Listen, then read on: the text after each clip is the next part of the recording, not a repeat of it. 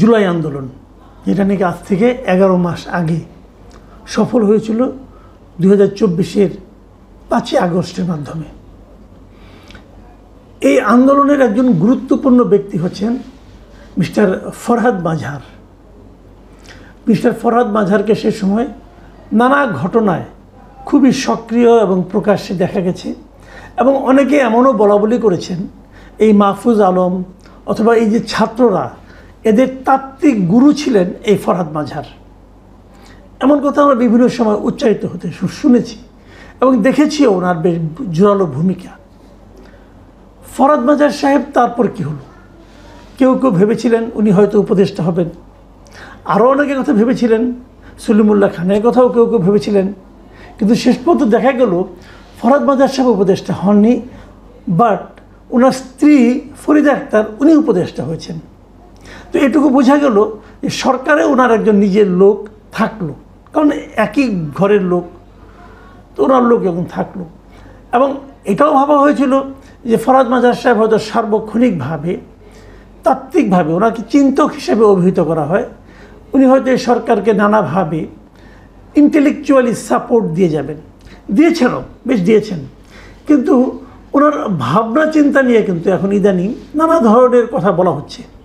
সর্বশেষ আমি আজকে দৈনিক সমকাল পত্রিকায় ফরহাদ মাঝার সাহেবের একটা বড় ইন্টারভিউ দেখলাম, এটা আজকে প্রকাশিত হয়েছে, এবং সেই ইন্টারভিউয়ের শিরোনাম হলো গণ অভ্যুত্থান হয়ে গিয়েছে মার্কিন সহায়তায় রেজিম চেঞ্জ। মানে উনি বলতে চেয়েছেন নাকি মার্কিন অর্থনীতিবিদের বক্তব্য কোট করে উনি বলেছেন যে এই যে অভ্যুত্থানটা হয়েছিল এটা ছিল গণ অভ্যুত্থান, কিন্তু পশ্চিমা বিশ্ব, বিশেষ করে যুক্তরাষ্ট্রের যারা নাকি মানে আপনার আছেন, বুদ্ধিজীবী আছেন, অর্থনীতিবিদরা আছেন, রাজনীতিবিদরা আছেন, তাদের বিবেচনা তারা বলার চেষ্টা করছে যে যেমনটি পাকিস্তানের ইমরান খানের সরকারকে যুক্তরাষ্ট্র সরিয়েছিল, বাংলাদেশকেও তেমনি, বাংলাদেশ থেকেও শেখ হাসিনা সরকারকে তেমনিভাবে বিদায়ের ক্ষেত্রে যুক্তরাষ্ট্র খুব গুরুত্বপূর্ণ ভূমিকা রেখেছে। এবং এই যে বক্তব্যটা, এই বক্তব্যে ফরহাদ মাঝার সাহেব খুবই হতাশা ব্যক্ত করেছেন, এবং উনি বলেছেন এটা আপাদমস্তক একটা গণ অভ্যুত্থান ছিল। এদেশের সাধারণ মানুষ ক্ষুব্ধ ছিলেন সরকারের প্রতি, এবং যে কারণে তাদের যে সম্মিলিত শক্তি, সেই শক্তির মাধ্যমে সরকারের পতন ঘটেছে, এটা ওনার বক্তব্য। এবং উনি বলতে চাচ্ছেন যে জনগণ যে ক্ষমতা প্রয়োগ করে শেখ হাসিনা সরকারকে উৎখাত করেছে, জনগণের সেই ক্ষমতার সঙ্গে পরবর্তীতে যারা এসেছে, মানে ইউনূস সরকার অন্যরা, তারা বেসিক্যালি জনগণের সেই ক্ষমতার সঙ্গে বিশ্বাসঘাতকতা করেছে। খুব গুরুত্বপূর্ণ বক্তব্য কিন্তু। এবং উনি এটাও বলেছেন যে শেখ হাসিনার ফ্যাসিস্ট, আমি ওনার কথা থেকে পড়ে শোনাচ্ছি, শেখ হাসিনার ফ্যাসিস্ট রাষ্ট্র ক্ষমতা ও কাঠামো রক্ষার শপথ নেওয়ার পর পুরনো আইন ও প্রতিষ্ঠানগুলো সংস্কারের নামে তামাশা চালানো হয়েছে। মানে উনি বলতে চাচ্ছেন শেখ হাসিনা যে পদ্ধতিতে দেশ চালাতো ফ্যাসিস্ট ওয়েতে, এবং সেই সময় যে যে সিস্টেমগুলো ছিল, নতুন সরকার এসে সেই সিস্টেমগুলোকেই টিকিয়ে রাখার চেষ্টা করেছে, এবং সেগুলোকে কিছু কিছু সংস্কার করার কথা বলেছে, এবং সংস্কারের নামে তারা যা করছে এখন, সেটাকে ফরহাদ মাঝার সাহেব জাস্ট তামাশা হিসাবে অভিহিত করেছেন। দেখুন, এই সংস্কার নিয়ে কিন্তু, সংস্কার যে কমিশনগুলি করা হয়েছে, এটা নিয়ে কিন্তু আমার আপত্তি একদম শুরুর দিন থেকে আছে, এবং আমি বারবার বলেছি যে যাদের দিয়ে সংস্কার করানো হচ্ছে, যাদের দিয়ে সংস্কার কমিশন করানো হচ্ছে, এই লোকগুলিকে আমার কাছে কখনোই একটা সংস্কারের জন্য যে মন মানসিকতা থাকা দরকার, সেই ধরনের মন মানসিকতার লোক মনে হয়নি। আমি এটা শুরুর থেকেই বলে আসছি, এবং এই বলার কারণে আমি নানাভাবে সমালোচনার মুখেও পড়েছি।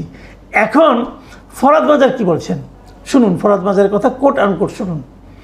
এই সংস্কার প্রক্রিয়ার জন্য দেশ বিদেশ থেকে যাদের যুক্ত করা হলো, তাদের খুব কমই গণ অভ্যুত্থানের সঙ্গে সরাসরি জড়িত ছিলেন। কেউ কেউ গণ অভ্যুত্থানের সমর্থকও ছিলেন না। গণবিচ্ছিন্ন এলিট বা অভিজাত শ্রেণীর নেতৃত্বে সংস্কার চলছে। তো উনি বললে গুরুত্বপূর্ণ, আমাদের মতো ছোট মানুষ বললে গুরুত্ব নাই। না, আমি কিন্তু বলেছি, এই কথাগুলি বলেছি আমি আমার মতো করে আরও সহজ ভাষায় বলেছি। উনি ওনার মতো করে জ্ঞানী মানুষ, একটু ঘুরিয়ে পেঁচিয়ে শব্দের মানে আপনার বড় বড় শব্দের মাধ্যমে উনি কথাগুলি বললেন। এবং উনি তারপর আবার বলেছেন, এর একটা গাল ভরার নামও আছে, ফ্যাসিস্ট হাসিনাকে বাদ দিয়ে নতুন রাজনৈতিক বন্দোবস্ত, অর্থাৎ লুটেরা ও মাফিয়া শ্রেণী সহ দেশি বিদেশি স্বার্থান্বেষী ও কর্পোরেট শক্তির মধ্যে নতুন বোঝাপড়া, পুরনো ফ্যাসিস্ট ব্যবস্থা ও অকার্যকর প্রতিষ্ঠানগুলোর গায়ে নতুন রং চং মেখে হাজির করা। মানে উনি সংস্কারটাকে কিন্তু ওনার মতো করে ব্যাখ্যা করেছেন। এবং তারপর এই যে রাজনৈতিক বন্দোবস্ত, যা নিয়ে নাকি আমি এটা নিয়েও বলেছি, ভাই রাজনৈতিক বন্দোবস্তটা কি, আমি বারবার প্রশ্ন করেছি। উনি কি বলছেন শুনুন, উনি বলছেন, বিস্ময়কর যে খোদ জনগণকেই এই তথাকথিত নতুন রাজনৈতিক বন্দোবস্ত থেকে বাদ দিয়ে দেওয়া হয়েছে। ফরহাদ মাজার কিন্তু ওনার এই কথাবার্তার মাধ্যমে যথেষ্ট হতাশা ব্যক্ত করেছেন যে এরা আসলে কিছু করতে পারছে না, এই ডক্টর ইউনূসের সরকার কিছু করতে পারছে না। এবং উনি ওনার মতো করে এগুলি বলেছেন। উনি ধর্মচর্চা নিয়েও কথা বলেছেন। আমি ওইটা নিয়ে ওটা বিতর্কিত বিষয়, ওই লাইনে আমি যাচ্ছি না, ওটা নিয়ে আলোচনা করব না।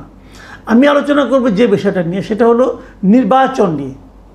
উনি নির্বাচন নিয়ে কি বলেছেন, এটাও আমি মনে করি খুবই অ্যালার্মিং কিছু কথাবার্তা বলেছেন। উনি বলেছেন যে নির্বাচন যে বাংলাদেশকে একটা ভালো জায়গায় নেবে, এটা সাধারণ মানুষ তো বিশ্বাস করে না। তাহলে জবরদস্তি করে এটা চাপিয়ে দেওয়া ভুল। মানে এই যে নির্বাচনটার কথা বলা হচ্ছে এখন, উনি বলছেন যে এই নির্বাচনটার মাধ্যমে বাংলাদেশ একটা ভালো জায়গায় যাবে, এটা এই দেশের সাধারণ মানুষ মনে করে না। তাহলে সবার উপর জবরদস্তি করে একটা নির্বাচন চাপিয়ে দেওয়া ওটা ভুল হবে। আর উনি এটা বলেছেন আবার উল্টো দিকে, আবার সাধারণ মানুষ এই আস্থাও হারিয়েছে যে ডক্টর ইউনূস তাদের আকাঙ্ক্ষা পূরণ করবেন। এটা হলো রাজনৈতিক বাস্তবতা। অর্থাৎ সাধারণ মানুষ এখন ডক্টর ইউনূসের উপরও আস্থা রাখতে পারছে না। সাধারণ মানুষের যে চাহিদা, সে চাহিদা ডক্টর ইউনূস পূরণ করতে পারবেন, এই প্রত্যাশা, এই চিন্তা সাধারণ মানুষের মধ্যে নেই। আবার নির্বাচন হলে সব সমস্যার সমাধান হয়ে যাবে, এটাও সাধারণ মানুষ বিশ্বাস করে না। এটা হলো ওনার বক্তব্য। ওনার বক্তব্যের সঙ্গে কিন্তু আমি মোটামুটি একমত, কিন্তু আমি একটা জায়গায় দ্বিমত। সেই জিনিসটা হলো, তাহলে আমরা কি করব?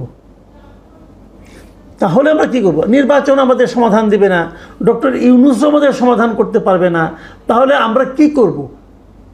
আমি মনে করি এই দুটো চিন্তার মধ্যে নির্বাচনটা হলো সবচেয়ে অধিকতর গ্রহণযোগ্য পদ্ধতি।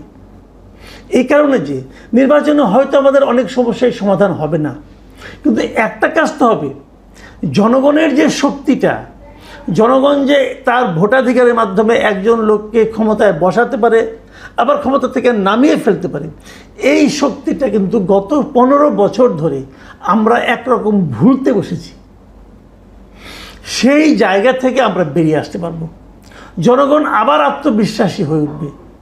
জনগণ একসময় মনে করতেছিল যে আমাদের তাহলে ভোটাধিকারের কোনো মূল্য নাই, আমার হাতে কোনো ক্ষমতা নাই। কিন্তু যদি নির্বাচনটা ঠিকঠাক মতো হয়, জনগণ এই আত্মবিশ্বাসটা আবার ফিরে পাবে, হ্যাঁ আমি পারি, আমি একদল লোককে ক্ষমতায় বসাতেও পারি, আবার ক্ষমতা থেকে নামাতেও পারি। জনগণ যদি নিজের ভেতর সেই শক্তিটা অনুভব করে, কেবল তাহলেই কিন্তু আমরা মুক্তির দিকে কিছুটা হলেও পথ অগ্রসর হতে পারবো। এটা আমি মনে করি, এটা আমার অপিনিয়ন। আপনারা কী ভাবেন, এটা আপনাদের চিন্তা, আপনারা এটা আলোচনা করেন। আরও একটা জায়গায় উনি বলেছেন, সেই জায়গাটা আমি ঠিক বুঝিনি, আপনারা বুঝলেন কিনা জানি না। তিনি বলেছেন যে নির্বাচন তো আপনি করবেন একটা, কিন্তু নির্বাচন করতে হলে আপনি কাকে দিয়ে নির্বাচন করবেন? যাদের দিয়ে নির্বাচন করাবেন তারা নিজেদের লোকদের নির্বাচন করিয়ে আনবে। এই নির্বাচনে জনগণ কি পাবে? ঠিক 2008 সালে বিএনপি যে ভুলটা করেছে, এটা হবে সেই ভুলেরই পুনরাবৃত্তি। এই জায়গাটা আমি বুঝতে পারছি না যে 2008-এ বিএনপি কি ভুল করেছিল এবং এইবার সেই ভুলের পুনরাবৃত্তি কিভাবে হবে যদি নির্বাচনটা হয়, এটা আমার কাছে ক্লিয়ার না। ওনার অনেক কিছু আমার কাছে ক্লিয়ার না হয় স্বাভাবিক। উনি অনেক জ্ঞানী মানুষ, আমরা সাধারণ মানুষ, আমরা অনেক কিছু বুঝবো না, অনেক কিছু আমাদের মাথার উপরে দিয়ে যাবে, তাই না? তো আমি এই নির্বাচন, ওনার এই বক্তব্যগুলি ফাঁকে আমি ওনার যে অনেক কিছু বুঝি না, সেটা একটু আপনার দু একটা ঘটনা বলি। ছোট ছোট ঘটনা, অত তাত্ত্বিক ঘটনা নয়, কিন্তু একটু শেয়ার করার লোভ সামলাতে পারছি না। সেটা হলো, দেখুন উনি কিন্তু একবার গুম হয়ে গিয়েছিলেন, আপনাদের নিশ্চয়ই মনে আছে, উনি গুম হয়ে গিয়েছিলেন এবং উনি তারপরে ফিরে এসে, ওনাকে উদ্ধার করা হয়েছিল, উনি ফিরে এসে বলেছিলেন ওনাকে গুম করে ফেলানো হয়েছিল। আমাদের এখানে একটা গুম কমিশনও হয়েছিল। যারা যারা গুম হয়ে গেছে তাদের আত্মীয় স্বজন অথবা যারা গুম থেকে ফেরত এসেছে, তারা নানাভাবে সেই গুম কমিশনের কাছে সাক্ষ্য দিয়েছে। কিন্তু দুজন গুরুত্বপূর্ণ ব্যক্তি সেই গুম কমিশনের সাক্ষ্য দিয়েছে বলে আমরা কোনো তথ্য পাইনি।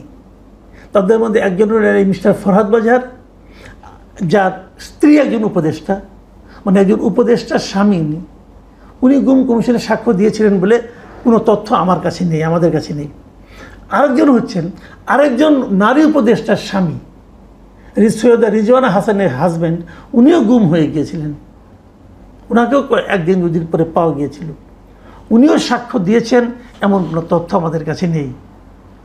তো কেন গুম হলেন ওনারা, কিভাবে মুক্তি পেলেন, গুম হওয়ার পরে ওনাদেরকে কে কে কী বলেছে, সেই বিষয়গুলো জনগণ জানতে পারলে কি ভালো হতো না?